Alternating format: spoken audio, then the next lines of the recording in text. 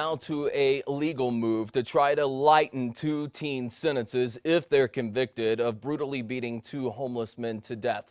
Attorneys say the boys may not have known what they were doing. News 13's Cole Miller sat down with one of those legal teams today.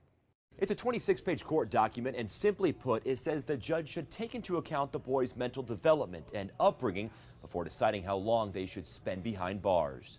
It was a crime that rocked the city. They went over there with the intent to hurt these individuals in that lot. Two homeless men beaten to death with poles and cinder blocks in a dirt lot off Central last July. I mean, I was sick to my stomach. It's just horrific, you know?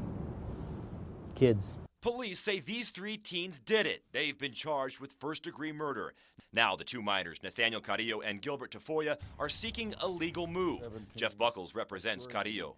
Children simply do not have the impulse control, the self-control in general that adults have. Carrillo was 16 at the time of the crime, Tafoya 15. So if they're convicted of murder, they could get life.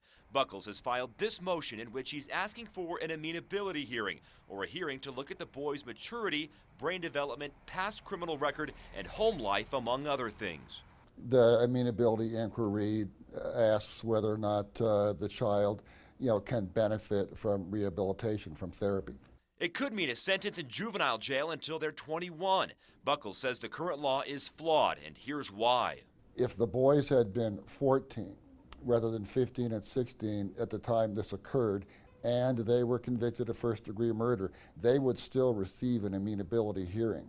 The current science of the development of adolescent brains is very clear that there's really no difference. And in 2 months, the teens will get the chance to make their case. Gilbert and Nathaniel would like their day in court to be able to present evidence related to their history.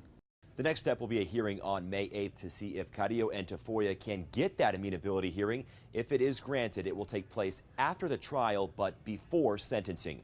Cole Miller, KRQE, News 13.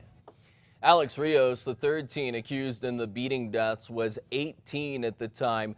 All three are behind bars awaiting trial, which is scheduled for October 19th.